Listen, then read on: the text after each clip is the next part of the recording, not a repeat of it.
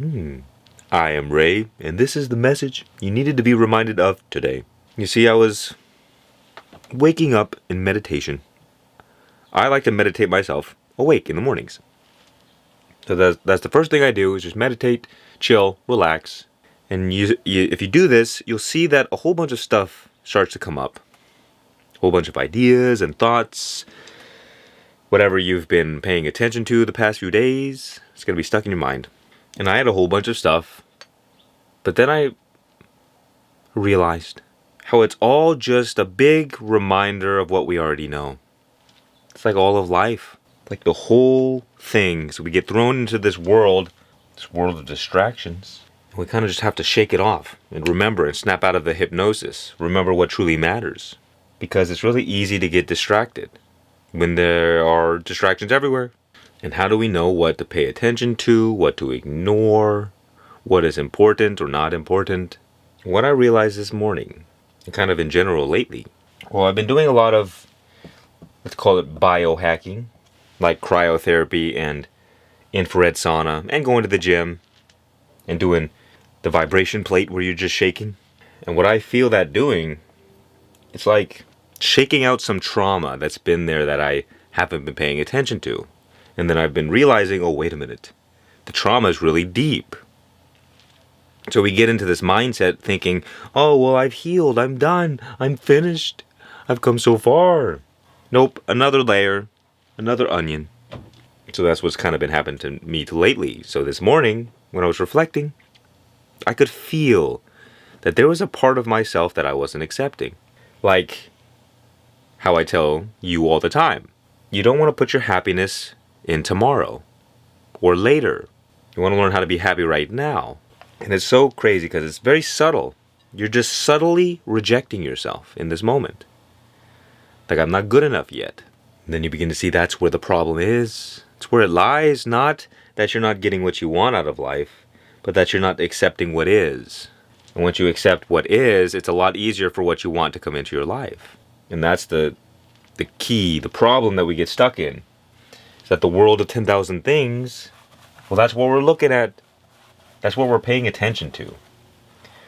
There's a reason they called it the world of 10,000 things. Because 10,000 means distractions. It means stuff. It means there's infinite for all intents and purposes. And well, depending on what you point your mind toward, well, that's going to determine the reality that you experience. Isn't it kind of crazy that your whole experience of life is determined exactly by where you point your mind? Because there's billions of things happening right now, variables everywhere, and most of them you have to ignore. But you got to ask yourself, you got to stop and reflect a little bit. What thoughts are you entertaining? What words do you speak into existence on a daily basis? Without awareness of these things, you're going to live an unintentional life, and life's just going to happen to you. Things are going to happen. You're going to react, try to figure it out, be stuck in the whirlpool of stuff. It's like a storm. So many people in life are caught in this storm. They don't realize they have to get out of it first. They're trying to deal with their life, trying to do things while in the storm. How much less effective and efficient are you? It's also like that scene in The Chosen, where Jesus was standing outside the boat with the disciples inside. And it was a big storm, big waves. And Peter was angry at Jesus. And Jesus said, come walk on the water with me. Give it a shot. And so Peter walked on the water, walked toward Jesus. But as he was walking toward Jesus, he began looking at the storm, and he became afraid. He took his eyes off God, and therefore he began to sink. And that's like the story of our lives. It's like the whole thing I'm talking about. If you are so focused on paying attention to everything in the world, then it's going to be really easy for you to sink. It's going to be easy for you to get distracted, feel like poop, feel like life is really hard and it's a struggle. And it's not that it can't be sometimes. That's not a problem. The problem is when you're just so exhausted and you're so tired of trying, you're so tired of trying to figure it all out, you're tired of doing all this. Because the world of 10,000 things doesn't end. That's why people get exhausted. Because it's gonna take your little ego You can take it. It's going to squeeze its butt until it pops. Shouldn't have got that BBL. And then eventually we kind of just give up. Oh, okay, I'm done. And that's a wonderful place to be in. Because when you say, I give up, God says, let's begin. Because so long as you're in the way in your life, like you're the problem, well, that has to be dealt with first. Until you stop becoming the problem for yourself and for other people, that's your journey, that's your mission. And then once you become not a problem anymore, well, you kind of serve others. You can also work on yourself at the same time. You see, when we finally give up, that is a surrender. So think about it this way. The way that most of us live our lives, we live our lives with identification with the mind. And what the mind is, it's the center of identity. It's our center of experience. The mind is what gives you the sense of free will and individuality.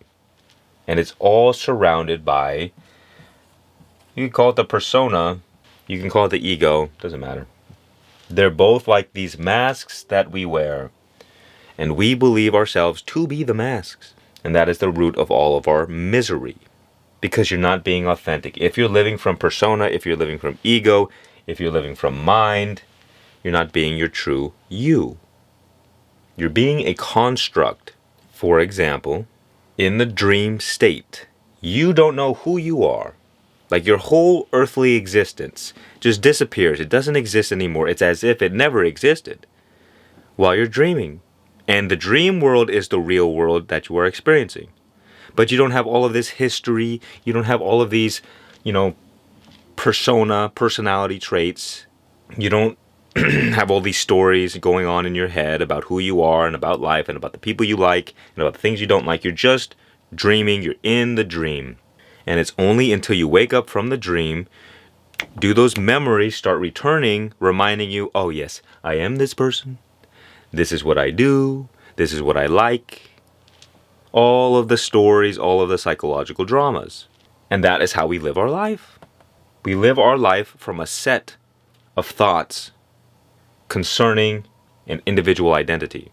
For example, an easy one is like feminists, right? A feminist who's really a feminist. Her whole identity is around being a woman. I am a woman, and I hate men. Okay, not all feminists hate men, but just most of them. So her center of experience is around being a woman. And every thought that she has is filtered through that lens. I am a woman. What does a woman think about this? What is a woman's perspective on this? Such a heightened sense of self-importance. That's why the mind is pride. What is pride? It's a heightened sense of self. What does the mind do? It gives you a sense of self. Now, we have to be careful because there's the self, the big self, your true self, and then there's the little self. And most of us are operating from the little self. Mini-me. And so what happens, let's just keep the feminist example alive. Whatever your identity is, that's going to be the source from which all of your thoughts arise. All of your beliefs, all of your opinions, all of your mind stuff is sourced in identity. Now your identity is what causes you to focus on certain things. It's what causes your mind to be pointed in certain directions. So like the feminist is standing in line in the coffee shop. And she walks up and the man says at the coffee counter, he says, "Hello, ma'am. What would you like today?" And she says, "Did you just assume my gender?" Every little thought, every little word is filtered through this identity. This is who I am, and this is what I'm about, and this is what I think, and you are going to listen to what I think because what I think is important. It's not. No one cares. But it means a lot to us. So we focus on really stupid things because sometimes we have stupid identities. Stupid stories that we believe that we've been entertaining for a long time, or just some leftover conditioning and trauma from childhood that we haven't dealt with yet. So our identity is directly linked with the stories we tell ourselves. They're fueled. They fuel each other. And if we want to begin focusing on the right things, the good things, well, then we have to change the underlying identity.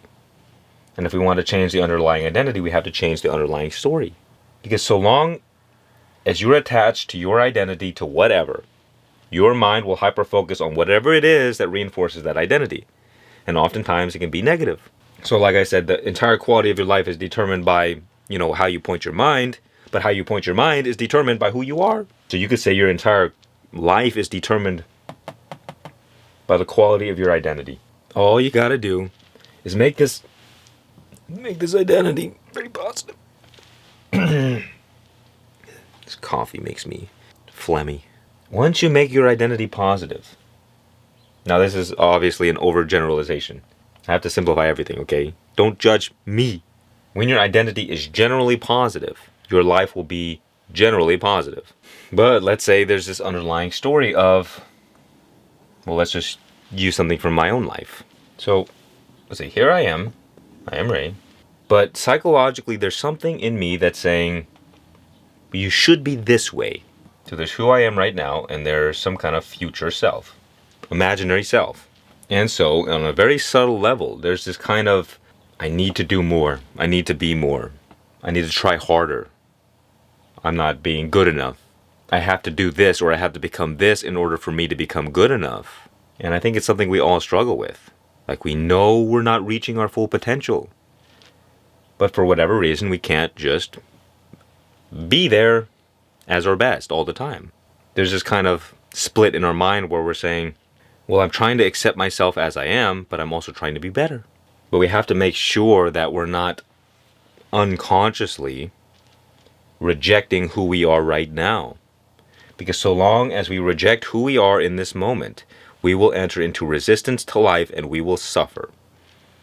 That's what suffering is. It's resistance to life as it is presenting to you. And it's just like one of those reminders of like, okay, you're fine now. You're okay. It's all good. What are you worrying about? There's nothing wrong with you now. You're already perfect as you are right now. Now, don't use that as an excuse not to improve your body, improve your mind. You're just looking at life through like this 30,000 foot view. From the monkey level, well, we're never good enough. And people get stuck on that hamster wheel of never being good enough, always beating themselves up, feeling guilty. But from the highest perspective, you are good enough now. You don't need to change. You don't need to be somebody better. Even with all of your flaws, all of your darkness, even your evil, you're perfect as you are right now. That's one of those things we got to remind ourselves of, because so long as we're so focused on the future, we're not living now. And if we're not living now, we're not going to be living in the future. Because in the future will be the present moment. It will be now. So we train our brains to be perpetually outside of the present moment, and therefore never truly living. Again, most of us live our life through thoughts, through these stories, through these identities. That's our reality. Our reality is this like little ball that we live in, our own little world that's comprised of us, of who we believe we are. But really who we believe we are is just a collection of stories and ideas and thoughts. It's a whole big rabbit hole. So what we want to do is we kind of just want to take a deep breath, slow down, don't move too fast. Don't move too fast. And just realize that it's okay right now. That right now is okay. That there's nothing wrong with right now. No matter what is happening in your life. The safety, the relief, the peace that you seek is now. Do not place your salvation into the future. Because if you're going through something that's difficult, as we all do, the only way out is through. Meaning you have to be with yourself. You have to be with life, no matter what is happening. You have to be with the anger, with the resentment, with the sadness, with the shame, the guilt, the fear, the worry. Whatever it is that you're experiencing, the anxiety, you gotta be with it. And not reject it as bad as wrong. Because when you reject any of these things, you reject the whole. Because you can't reject any one of the parts without also rejecting the whole thing. The parts are integral to the wholeness. So when you reject parts of yourself, you're rejecting all of yourself. You can't just pick and choose, oh, I like this part of myself, I don't like this part. This part is good, this part is bad. Even though that's what we do, that's how our system is set up. As our ego, as our brains develop when we're children, our parents and society and our friends, they kind of nudge us in the right direction. They tell us, hey, don't do that, don't do this, don't do that, don't do this. Everything is no, no, no, no, no. trying to get you to, fit in with everyone else. So what do? We reject the parts of ourselves that aren't in alignment with what our parents want, or with what society wants, or our friends. And that gets cast into the darkness. We reject it. We don't want to see that anymore. But because you can't get rid of anything, energy cannot be destroyed. It can only be transmuted. So what happens is that rejected, repressed part of yourself gets sent into your body, sent into the darkness of the unconscious. And there it festers and gets worse, like a bug who's been in a dark cave for millions of years. They grow warped and distorted, and they become blind, and become adapted to the darkness. So too, eventually that traumatized part of yourself is going to come back to destroy you. And that's what I call the monster mind. The monster mind is the parasitic ego. The ego has become maladapted, unhealthy, and now uses the host, steals all of its life juices. Squeeze. You will be squeezed. It's kind of like all of those rejected parts of ourselves form this Frankenstein beast, this monster. And it comes back and knocks on our door one day and says, "You remember me?" Like your little Frankenstein baby that you rejected, that you flushed down the toilet long ago. But now it's back because you can't run away from yourself. And guess what? Frankenstein is angry. Because how would you feel if you were cast into eternal darkness because you were unlovable? Hello? What have you done? It's not your fault. It's just what happens. And in order to return to balance and health and a good life, we have to love those parts of ourselves that we rejected. Otherwise, we'll always be in inner conflict. There's always going to be this dissatisfaction with life because, we're not satisfied with life.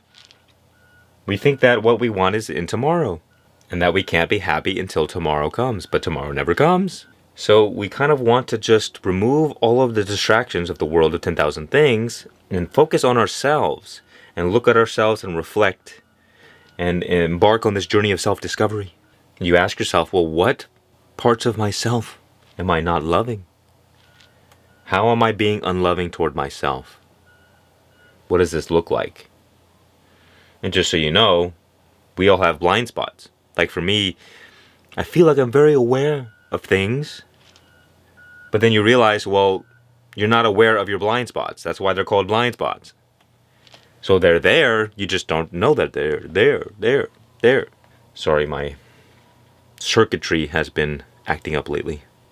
Robots, I guess, are not supposed to have coffee. Who would have thought?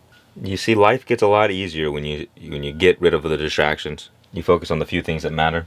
And what are the few things that matter? There's love, there's joy, there's peace.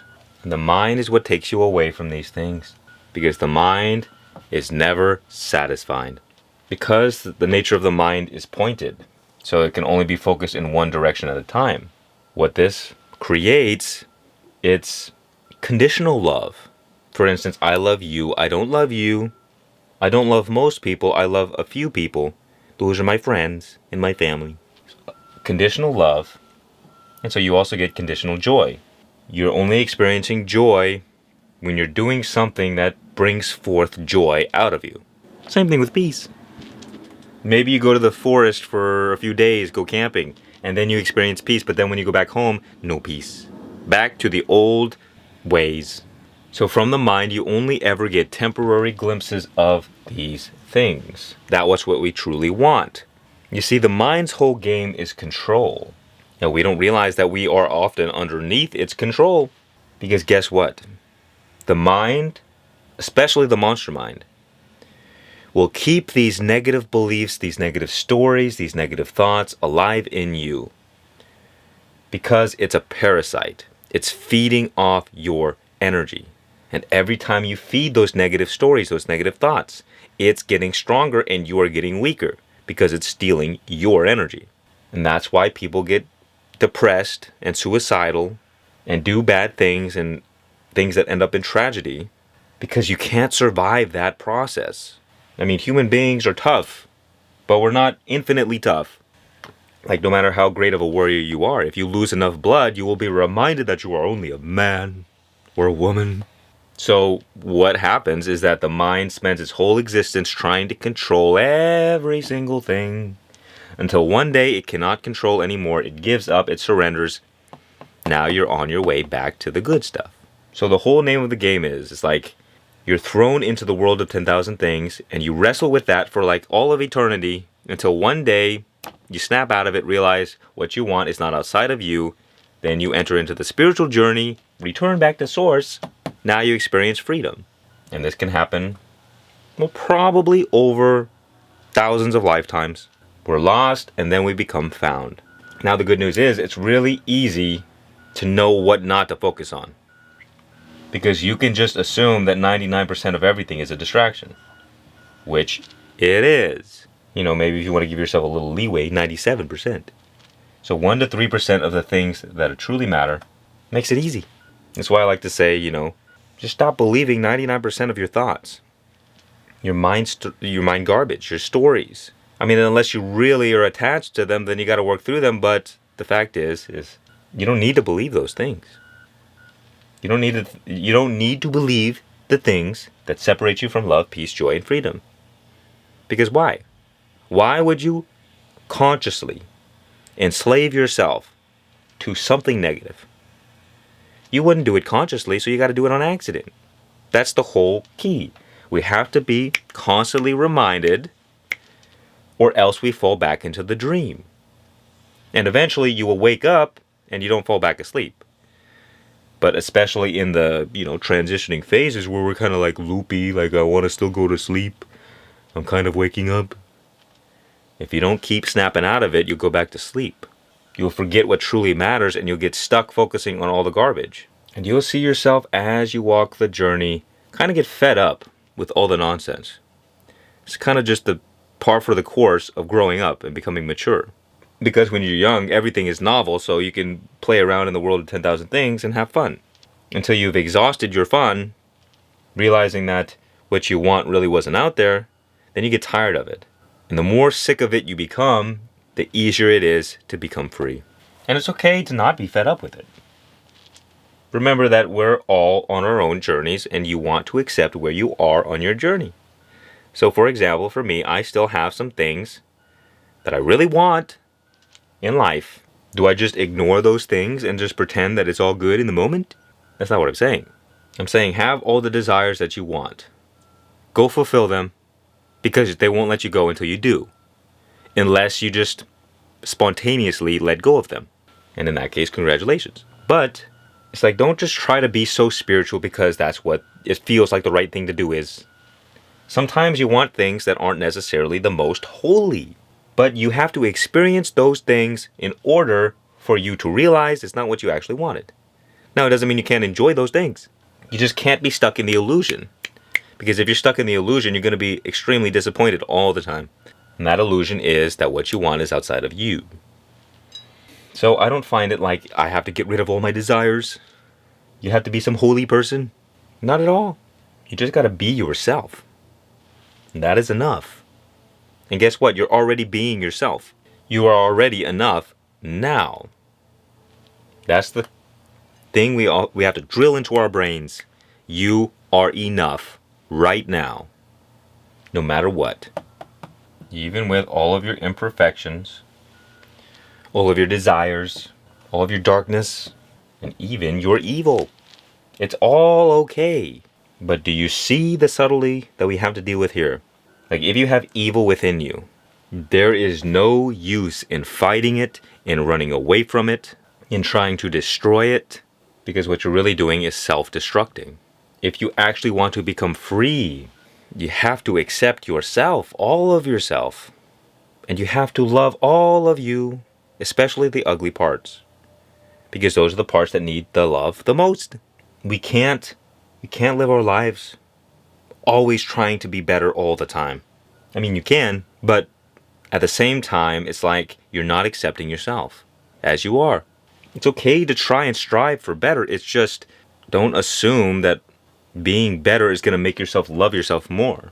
Because if you can't love yourself now, what makes you think you're going to love yourself in the future? If you can't accept yourself now, we have to reconcile with the unacceptable parts of ourselves. Because that is how true healing is done. It's learning to see that God already perceives you as perfect and that God already loves you unconditionally, no matter what you do, no matter what you think, no matter who you are. It's love, love, love, all the way. But if you don't have that love for yourself, life is going to reflect back to you an image that's probably not so pretty. It's like life doesn't judge you. Life is just reflecting the way you judge yourself. So if your life sucks, or if like you're going through dark times, or it's been dark times for a long time, well, it's not like life is beating you up. It's not like life is picking you out and saying, yes, I'm going to bully you. You only. You're going to get it. Nice wedgie. Life is not prejudiced in that way. Life is much more like a mirror that's a neutral thing. It's just reflecting back to you whatever mind stuff you got going on in yourself. So if you want to change the reflection in the mirror, guess what? You have to be that change. Like they say, you cannot wait for the mirror reflection to smile back at you. You have to smile first. And in the same way, if you want your life to be joyful and peaceful and loving, you can't expect life to change first, because that doesn't make any sense. It's like the mirror is not going to smile before you do.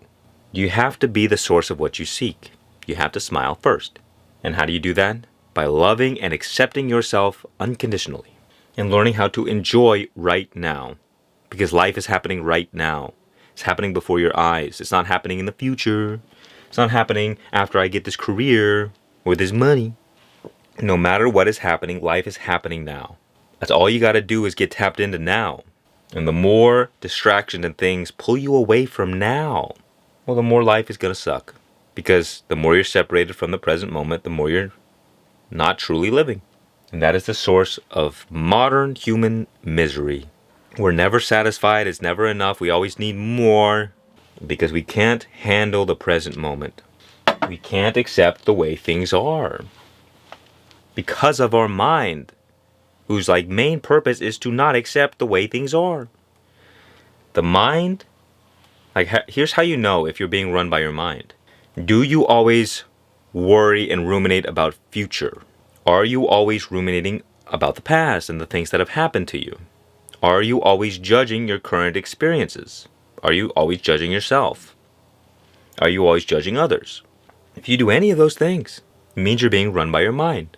Now you might ask, well, is this guy on this video camera, is he not being run by his mind? What does that look like? Well, I'll tell you. So for all intents and purposes, of course I'm not perfect. We'll just say 95% accuracy at least. Give myself some 5% leeway. First things first is non-judgment. Because judging other people poisons your own mind. It has nothing to do with the other person. It's just you poisoning yourself. That's all that judgment does. And it doesn't matter who or what you judge. It's always the same thing. Judgment comes from the mind, and therefore it comes from this energy of separation, like you and me. So all that judgment does is it positions yourself on this pedestal, and it positions someone else lower. That's literally all judgment. I am judging you, and I'm positioning myself as the hero, and I'm positioning you as the villain. Now, of course, there's more practical judgment like, hey, listen to this song, tell me what you think. It's not what I'm talking about. I'm talking about you judging other people for the way they live, for their actions, for this, for that. And it's not that you can't have your personal beliefs of what you think is right and wrong. It's just, is your judgment influencing you on a psychological level? And if you really believe in that judgment, if you're really into it, if you're really, this is what I think, well then yeah, you're screwed. Sorry. Otherwise, for example, if somebody's engaging in some behavior that I don't agree with, in that moment, I'll either not say anything, I don't care, just run away, or I'll say something. But you can see how there's this form of judgment is much different than the psychological judgment. There's a difference between doing what needs to be done in the moment and psychologically judging the other person. The next thing is learning how to love unconditionally. Not the easiest thing in the world, but it's an ideal to strive toward. So, I try to love everybody. Doesn't mean that people don't test you sometimes, but you just give it a shot. And when people test you, that's a great thing. They're helping you learn how to live in unconditional love. Because people who are difficult are the hardest to love. So it's like training. And we have to learn how to simply have more fun and enjoy life. Stop taking everything so seriously. Because, well, the fact is, we place all of these burdens upon ourselves psychologically. So we're always stressed out, always struggling, not exactly the most fun life. And a big part of this message is simply relieving yourself of those psychological burdens. Because, well, things are only heavy when you pick them up, so stop picking them up. You stop holding on to these stories about yourself and about the world. You stop holding on to things that no longer serve you, especially the beliefs. You just become aware of like, oh, are these thoughts making my life better or are they making my life worse? You kind of just choose peace, love, and joy. And you keep making that decision over and over again until finally it's the only thing you're focusing on. And what happens at the end? Well, you become like a little baby, just like a bucket of love. You're always having fun. You are love. But all of this psychological conditioning keeps you from recognizing that truth. And it's interesting because, well, I have a 5-year-old nephew. And I've begun to realize more and more that, well, I don't want him to be like me. I want to be like him.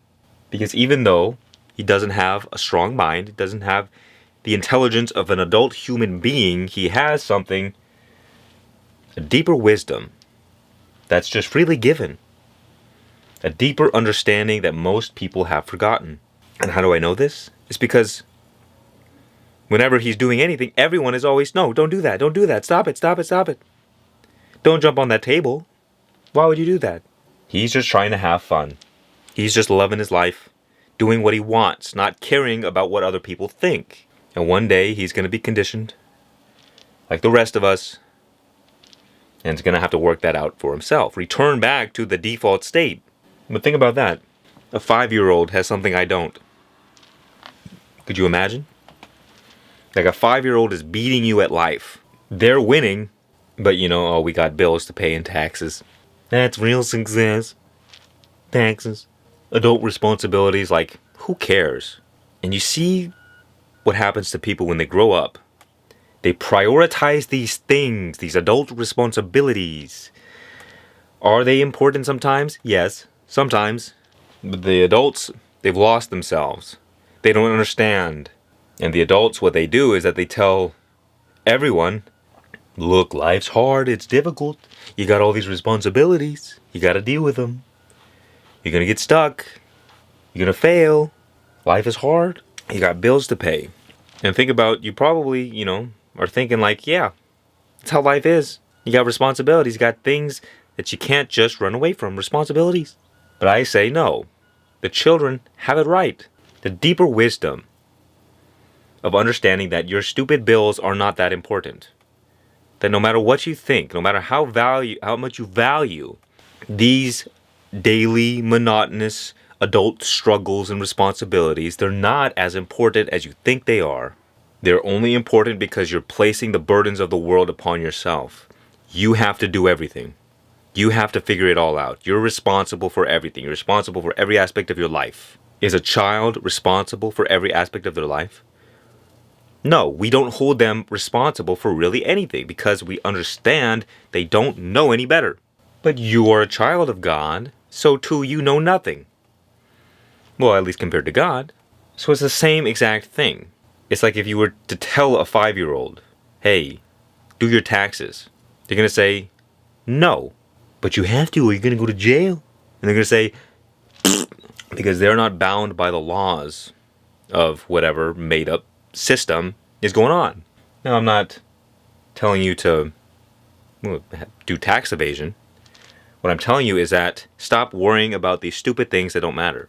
But if I don't pay my taxes, then I'm going to go to jail. Stop it. Just stop it.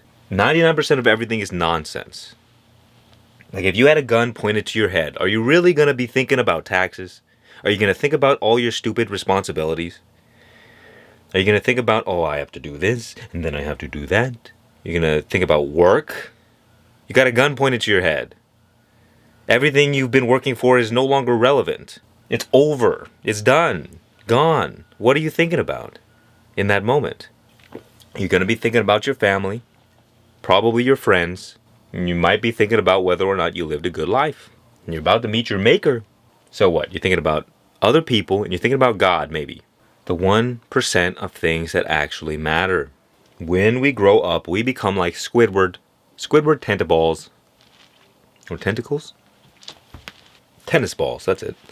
Just like a dull existence because of all of these things we've been focusing on. Focusing on the daily responsibilities, things that aren't as important. Now we have to understand that there's nuance here. Because you can be doing your daily duties as a spiritual practice, and that's a much different thing than being a normal human being trying to live their life and then doing their daily responsibilities. On one side, your life is imbued with deep meaning, and on another side, it's imbued with great poop. Nothing. It just sucks. Over time, you learn to value what truly matters, and you learn to devalue what doesn't matter at all. Like if you go to heaven, and God says, well, you spent a lot of time paying the government taxes. You spent a lot of time worrying about it and stressing over it, your financials. Now tell me, was that the wisest thing to do? But God, life is stressful. No, life is stressful because you put stress upon yourself. Don't you think a 5-year-old trying to do taxes would be pretty stressed out? No, you have to do these taxes. Obviously. You see, it is only your own mind that traps you and enslaves you in these sometimes hell realms. These ways of being that they just suck. Because remember, the mind is a pointed thing. You only get to point it in one place at a time. So everything in your life comes at a cost. Nothing is free. If you focus on, let's say, watching a stupid YouTube video about things that don't matter, well then, guess what? You're taking that time away from watching me. How could you do this? You've betrayed me. Now, I'm not trying to gloat. It's just that I talk about literally the most important things you could ever understand in life. It's just where I've decided to point my mind. Now, I'm not saying you don't have fun, watch silly things.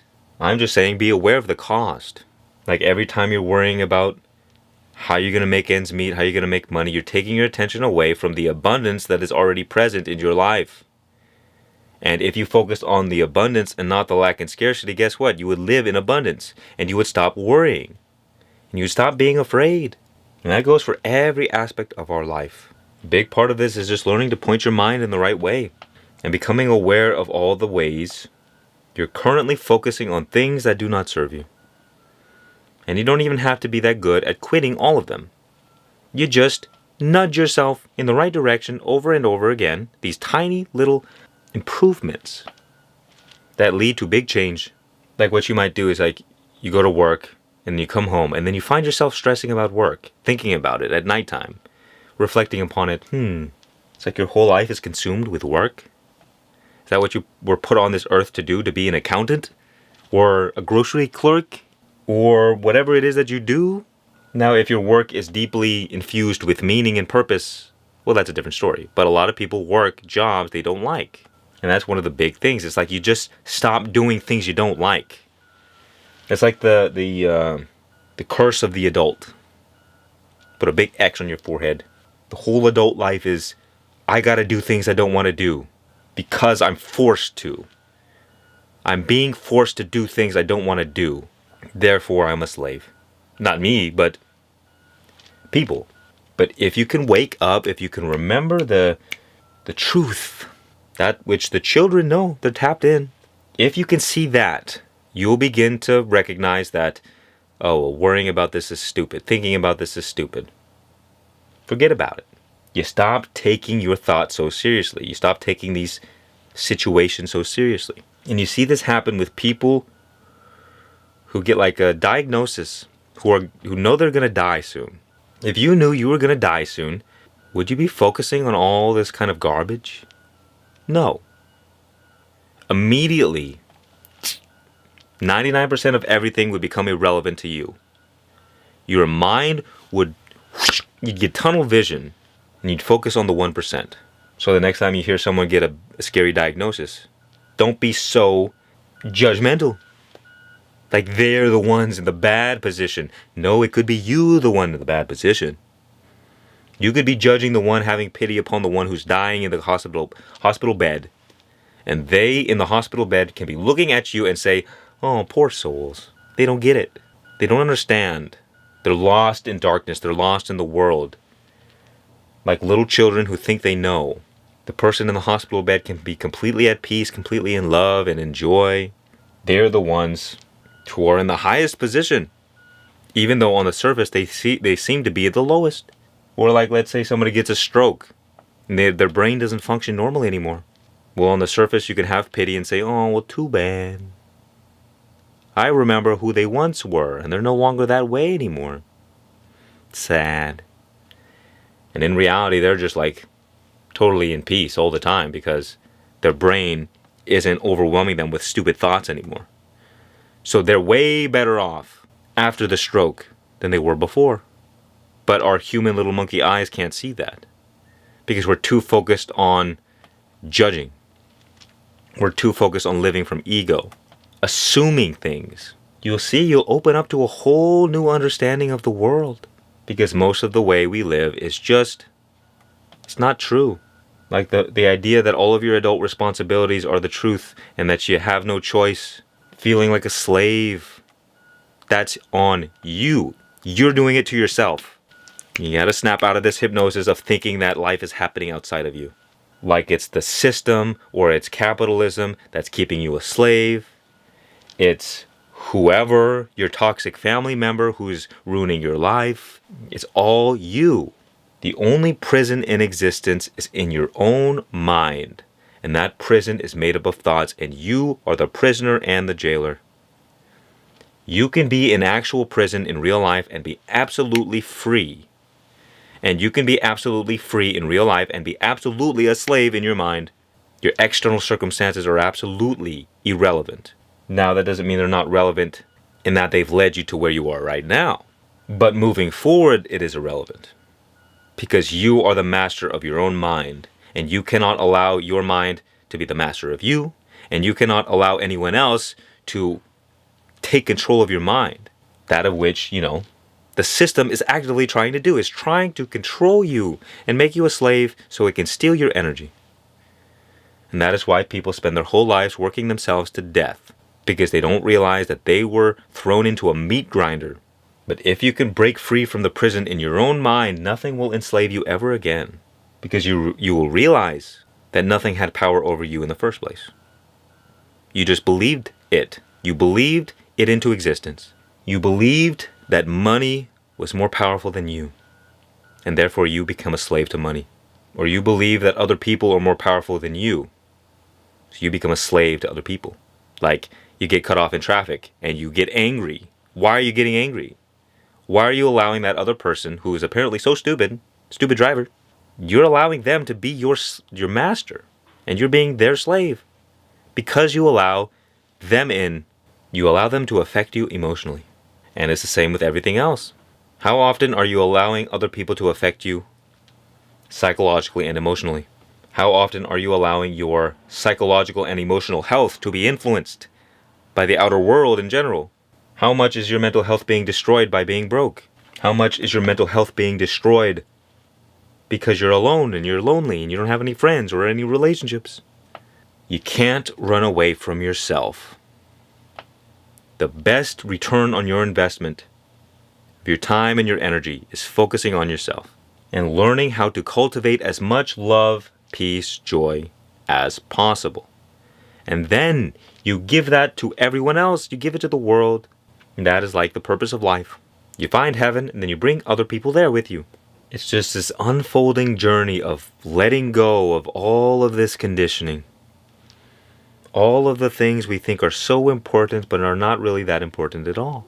It's a re-evaluation of our hierarchy of life, of what we deem is important, of what we deem is less important. It's just moving things around, putting things in their proper place. So it's not that you well, I'm telling you to stop working and quit your job and go live as a wandering monk. I'm saying just don't think that that's like a big thing. Unless your job is like your life's purpose. Like you got to really snap out of the monotonous daily routine of normal life. You know, it's like your job is not that important. You're stressed.